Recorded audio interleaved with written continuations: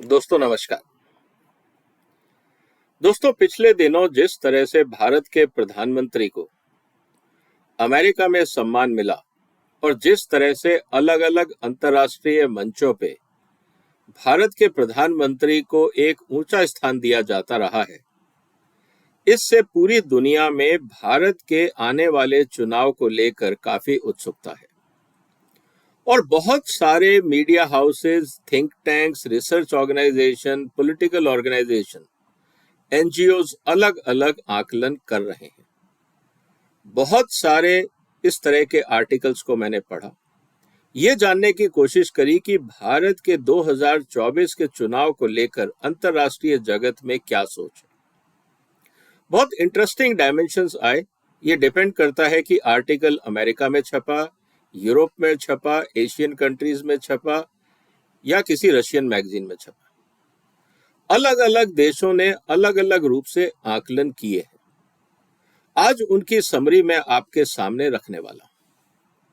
आगे बढ़ें उससे पहले आपसे निवेदन है कि इस चैनल को सब्सक्राइब करें और इस वीडियो को शेयर करें, क्योंकि आने वाले दिनों में आपको बहुत सारी घटनाएं देखने को मिलेंगी 2024 के चुनाव से पहले, जिसमें भारत ही नहीं दुनिया भर के लोगों का इंटरेस्ट होगा। दुनिया भर के लोग उस चुनाव को इन्फ्लुएंस करने की कोशिश करेंगे। तो आज ये इस पूरी चर्चा की शुरुआत करते हैं और मैं आपके सामने जो इन आर्टिकल्स की जो मुख्य बातें हैं वो मैं आपके सामने रख रहा हूं। देखिए, आज की दुनिया में जितने भी हमारे अंतर्राष्ट्रीय संबंध होते हैं उनके पीछे कोई ना कोई स्वार्थ जरूर होता है, चाहे वो राजनीतिक स्वार्थ हो, आर्थिक स्वार्थ हो, सामरिक स्वार्थ हो और कोई ऐसा स्वार्थ हो जिसके कारण जो देश आपके साथ दोस्ती करना चाह रहा है उसका कोई ना कोई स्वार्थ तो सिद्ध होगा। और सिर्फ आपके देश के साथ दोस्ती नहीं करना चाह रहा, वो ये भी जानना चाह रहा है कि उस देश में यानी कि भारत में एक ऐसा व्यक्ति मुखिया हो जो इस दोस्ती को आगे ले जाए और एक स्टेबिलिटी दे, ताकि ये दोस्ती आगे चलती रहे और जो वो कंट्रीज भारत में अपनी एनर्जी और रिसोर्सेज इन्वेस्ट कर रहे हैं उसका फायदा उनको लगातार मिलता रहे। इसलिए जितनी भी अंतर्राष्ट्रीय संस्थाएं हैं वो इस तरह के पॉलिटिकल एनालिसिस करती रहती हैं, ये जानने के लिए कि भारत जैसे विशाल देश में आने वाले दिनों में किस तरह की पॉलिटिकल रणनीति या पॉलिटिकल सिचुएशन इवॉल्व होगी। और ये बात उनके लिए भी उतनी ही महत्वपूर्ण है जितनी हम लोगों के, जैसे हम भारत के नागरिक हैं। दोस्तों, सबसे पहले एक बात हमें समझनी होगी कि आज भारत दुनिया का सबसे ज्यादा आबादी वाला देश है। ये बात पूरी दुनिया को समझ आती है क्योंकि ये हार्डकोर नंबर है और इससे ये बात समझ में आती है कि आज दुनिया में सबसे बड़ा अगर कोई उभरता हुआ बाजार है तो वो भारत है। और जब आप बाजार की बात करते हैं और उस बाजार की जीडीपी दुनिया में सबसे तेजी से उभरती हुई बड़ी जीडीपी में से एक हो, तो निश्चित रूप से सबका ध्यान भारत की तरफ आएगा। और जब वो जीडीपी और भारत की बदलती हुई परिस्थितियों को देखेंगे तो वो यहाँ के पॉलिटिकल सिचुएशन को भी एनालाइज करने की कोशिश करते हैं कि क्या ये ग्रोथ रेट बनी रहेगी या इसमें कोई व्यवधान आएंगे। उस हिसाब से वो लोग भारत के साथ अपनी दोस्ती बढ़ाते हैं। अब एक एक करके हम इन मुद्दों को चलते हैं, अलग अलग देशों के नजरिए से देखने की कोशिश करते हैं। दोस्तों, इस समय जो अंतर्राष्ट्रीय स्तर पर 4-5 बड़े मंच हैं वो हैं यूएन के अलावा, जो मैं बात करना चाह रहा हूं, G20, Shanghai cooperation organisation, G7 और क्वाड। ये वो संस्थाएं हैं जो अपने आप में भारत के अलावा पूरी दुनिया की राजनीतिक और डिप्लोमेटिक सिचुएशन को इम्पैक्ट करते हैं। और इनमें से कोई भी ऐसा संगठन नहीं है जहां पे भारत का प्रतिनिधित्व ना हो। और भारत का सिर्फ प्रेजेंस ही नहीं, भारत को एक इम्पोर्टेंट पार्टनर के रूप से वहां पे रिसीव किया जाता है और सारे विदेशी मेहमान, बाकी देशों के राष्ट्राध्यक्ष भी भारत से काफी गर्मजोशी के साथ मिलते हैं, जैसा हमने पिछले दिनों देखा। और इस बार सबसे अच्छी बात यह है कि सितंबर के महीने में पूरी दुनिया के कम से कम 20 देशों के राष्ट्राध्यक्ष और कई इनवाइटेड राष्ट्राध्यक्ष और अंतर्राष्ट्रीय संस्थाओं के अध्यक्ष भारत में होंगे। तो ये एक सबसे बड़ा इंटरनेशनल इवेंट होगा जो भारत में मेरे ख्याल से गुटनिरपेक्ष सम्मेलन के बाद पहली बार हो रहा है, और इसमें बहुत कुछ हम लोगों को देखने को मिलेगा और निश्चित रूप से भारत की छवि में भी सुधार होगा। दूसरा, जो अंतर्राष्ट्रीय संस्थाएं ये देख रही हैं कि भारत किस तरह से अपने यहाँ पे ईस्ट और वेस्ट के बीच में बैलेंस करने की कोशिश कर रहा है। अगर हम ईस्ट की बात करें, चाइना, और चाइना के साथ यूरोप, रशिया की बढ़ती हुई दोस्ती, और उसके साथ भारत का डायरेक्ट रशिया के साथ कनेक्ट, और फिर भारत का अमेरिका और यूरोप के साथ कनेक्ट। पूरी दुनिया इस बात को ये देख रही है कि भारत ये अलग अलग शक्तियों के बीच में किस तरह से बैलेंसिंग एक्ट कर रहा है। और इस बात को लेके भी बहुत सारे विचारकों का ये कहना है कि भारत ने अपनी स्थिति को बहुत सही रूप से प्रोजेक्ट किया है और अभी तक मेंटेन किया है। और यही कारण है कि जितने भी बड़े गुट या देश हैं वो भारत के करीब आ रहे हैं, कोई दूर नहीं जा रहा है। तो ये बैलेंसिंग एक्ट जो भारत ने किया, इससे पूरी दुनिया को एक कॉन्फिडेंस मिलता है, और ये बात हमें ध्यान में रखनी होगी।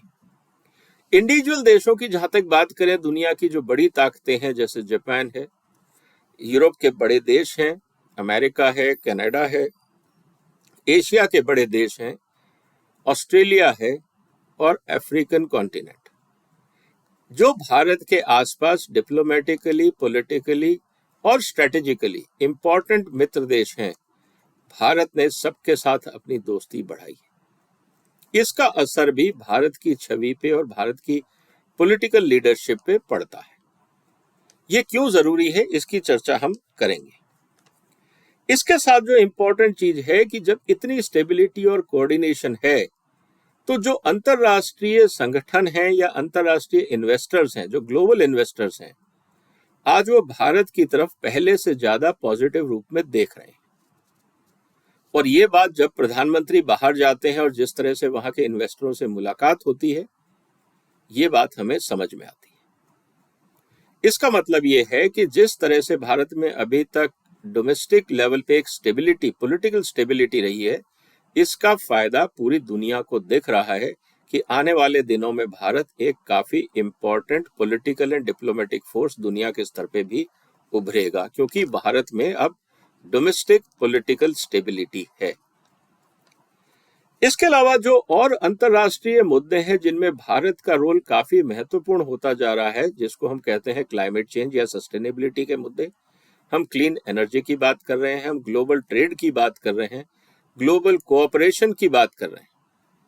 यहाँ हर फोरम पे भारत ने एग्रेसिव होके फ्रंट लाइन में एक डायरेक्शन देने की कोशिश करी है, उसमें एक महत्वपूर्ण भूमिका निभाई है। इसका भी पॉजिटिव असर पूरी दुनिया में भारत की छवि पे पड़ रहा है, और इससे जो इंटरनेशनल कम्युनिटी में जो कॉन्फिडेंस है, उसका असर आपको अंतरराष्ट्रीय जो मैगजीन्स हैं उनमें, और जो वहां के थिंक टैंक्स हैं उनके सोचने में आपको देखने को मिलेगा। दोस्तों, इसके अलावा अगर हम आगे बात करें कि अगर ये सब कुछ हो रहा है तो इसका फायदा भारत को क्या है, क्या वास्तव में इसका कुछ असर होता है? अब इस मुद्दे पे आते हैं कि इसका असर क्या होता है। दोस्तों, न्यूक्लियर डील के बाद अमेरिका की जो आज हम सबसे बड़ी डील बोल सकते हैं भारत के साथ, वो है एयरक्राफ्ट इंजन का को मैन्युफैक्चरिंग या ज्वाइंट मैन्युफैक्चरिंग हिंदुस्तान में करना। क्योंकि आज हम बात कर रहे हैं क्रिटिकल टेक्नोलॉजीज को लेके, क्रिटिकल और इमर्जिंग टेक्नोलॉजीज। जैसे पहले हम लोग डिफेंस स्ट्रेटेजिक मुद्दे को लेके बात करते थे, डिफेंस के साथ साथ आज क्रिटिकल एंड इमर्जिंग टेक्नोलॉजीज हर क्षेत्र में उसका पार्टनरशिप अपने आप में बताता है कि जो देश भारत के साथ इस तरह के समझौते कर रहा है, उसको लगता है कि जो वो एग्रीमेंट कर रहे हैं और जो टेक्नोलॉजी ट्रांसफर की बात कर रहे हैं, वो भारत में एक स्टेबल गवर्नमेंट रहेगी, हमारी टेक्नोलॉजी के साथ छिड़खानी नहीं होगी, उसका मिसयूज नहीं होगा, या आने वाली सरकारें इस तरह के एग्रीमेंट्स को पलटेंगी नहीं। ये जब तक कंफर्ट नहीं होता तब तक कोई भी देश भारत के साथ क्रिटिकल टेक्नोलॉजीज को लेके, इमर्जिंग टेक्नोलॉजीज को लेके, स्ट्रेटेजिक टेक्नोलॉजीज को लेके जॉइंट मैन्युफैक्चरिंग का एग्रीमेंट नहीं करेगा। इसका मतलब यह है कि जब अमेरिका ने भारत के साथ एयरक्राफ्ट इंजन की को मैन्युफैक्चरिंग की बात को लेके ज्वाइंट एग्रीमेंट किया या समझौता किया, इसका मतलब यह है कि अमेरिकन एडमिनिस्ट्रेशन ने जो भी उनके सूत्र हैं अमेरिका में और अमेरिका के बाहर, हर क्षेत्र से ये फीडबैक ले लिया है कि आने वाले दिनों में भारत में पॉलिटिकल स्टेबिलिटी रहेगी या भारत में पॉलिटिकल डिस्टेबलाइजेशन का दौर फिर शुरू होने वाला है।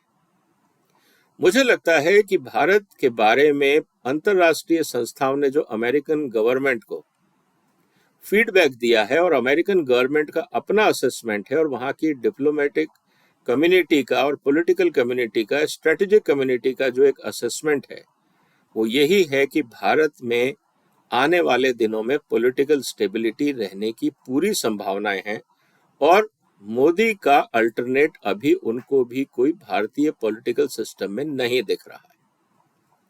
ये बात इसलिए महत्वपूर्ण हो जाती है कि अगर भारत के चुनाव, जबकि 1 साल से भी कम समय रह गया है, भारत के प्रधानमंत्री को बुला के इतना बड़ा सम्मान देना और इतने क्रिटिकल एग्रीमेंट्स पे साइन करना, ये इस बात को बताता है कि पॉलिटिकल सिस्टम ने, अमेरिकन पॉलिटिकल सिस्टम ने ये मान लिया है कि 2024 में भारत में जो रिजल्ट आउटकम आएगा, इलेक्शन का रिजल्ट आएगा, उसमें मोदी सरकार की वापसी की संभावना है।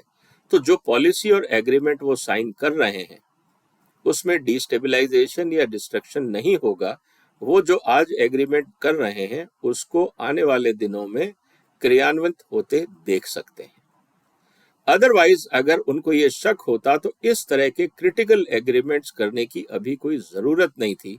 अमेरिकन सरकार 1 साल और रुक सकती थी, लेकिन उनको लगा कि रुकने का कोई फायदा नहीं है, क्योंकि जिस तरह से अंतर्राष्ट्रीय स्तर पर इस समय इन्फ्लेशन है, जिस तरह से साउथ चाइना सी में चाइना को लेकर टेंशन है, यूक्रेन रशिया वॉर है, भारत से ज्यादा समय तक अलग रहना या भारत को अंतर्राष्ट्रीय मंचों से दूर रखना और भारत की इफेक्टिव और एक्टिव भागीदारी ना होना शायद इन समस्याओं के समाधान में देरी कर सकता है।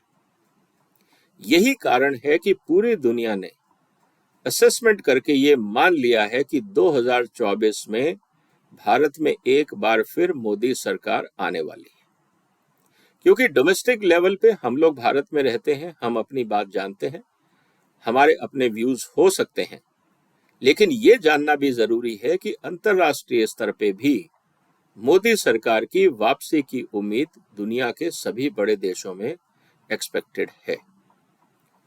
इसके साथ एक बात और इम्पॉर्टेंट हो जाती है कि जितनी भी भारत की एनआरआई कम्युनिटी या इंडियन अमेरिकन्स अमेरिका में रहते हैं और एनआरआई कम्युनिटी बाकी देशों में रहती है, और जब वो भारत में स्टेबिलिटी की बात करते हैं, क्योंकि वो वहां की सरकार के साथ जो भारत के समझौते होते हैं उससे भी वो इन्फ्लुएंस होते हैं और उनमें भी उनके व्यापारिक और आर्थिक हित जुड़े होते हैं। और behind the scene NRI community का भी भारत की ग्रोथ में बहुत बड़ा योगदान है। और आने वाले दिनों में, क्योंकि ये ग्लोबलाइज्ड दुनिया है, तो मुझे लगता है आने वाले दिनों में ऐसी बहुत सारी सोशल मीडिया एक्टिविटीज आपको देखने को मिलेंगी जो भारत के बाहर ओरिजिनेट हो रही हैं और भारत के पॉलिटिकल सिस्टम को इन्फ्लुएंस कर सकती हैं। और उसमें शायद एक संभावना ये हो कि ऐसे बहुत सारे कैंपेन अंतरराष्ट्रीय स्तर से भारतीयों द्वारा चलाए जाएं जो भारत में किसकी सरकार बननी चाहिए उसको लेके काफी कुछ जनता में इन्फ्लुएंस करने की कोशिश करें। और जहां तक आंकड़े हैं और जहां तक अभी संभावनाएं हैं, कुछ एक लेफ्ट लीन्ड पत्रकारों को छोड़ दें, बाकी जो एवरेज इंडियंस बाहर रहते हैं वो इस समय मोदी के साथ अपने आप को एफिलिएटेड महसूस करते हैं, क्योंकि जिस तरह से भारत के विदेश मंत्रालय ने काम किया और जिसका फायदा वहां के एनआरआईज को मिलता है, भारत की छवि सुधरती है, तो उनके भी कॉन्फिडेंस लेवल में पॉजिटिव डेवलपमेंट होता है तो वो चाहते हैं कि उनको भी ये लाभ मिलते रहें, इसलिए वो शायद मोदी सरकार को दोबारा लाने का प्रयास करें। और इसका इन्फ्लुएंस आप वहां के आर्टिकल्स में, वहां के थिंक टैंक्स में भी देख सकते हैं। तो दोस्तों, अगर हम आज बात कर रहे हैं 2024 की, तो 2024 में अंतरराष्ट्रीय असेसमेंट ये है कि शायद मोदी सरकार दोबारा सत्ता में आएगी। दोस्तों, आपका क्या लगता है? आपका क्या मानना है? आपको क्या लगता है कि 2024 में मोदी सरकार रिपीट करेगी, या मिलीजुली सरकार आएगी, या किसी और पार्टी को पूर्ण बहुमत मिलने की संभावना है? ये आपका असेसमेंट भी इंपॉर्टेंट है, क्योंकि आप भी उसमें एक इंपॉर्टेंट वोटर का रोल प्ले करेंगे। अपने जो ऑब्जर्वेशंस हैं वो कमेंट बॉक्स में लिख सकते हैं, और इस वीडियो को आप शेयर करें, इस चैनल को सब्सक्राइब करें। आपने वक्त निकाला, आपका धन्यवाद। फिलहाल वंदे मातरम।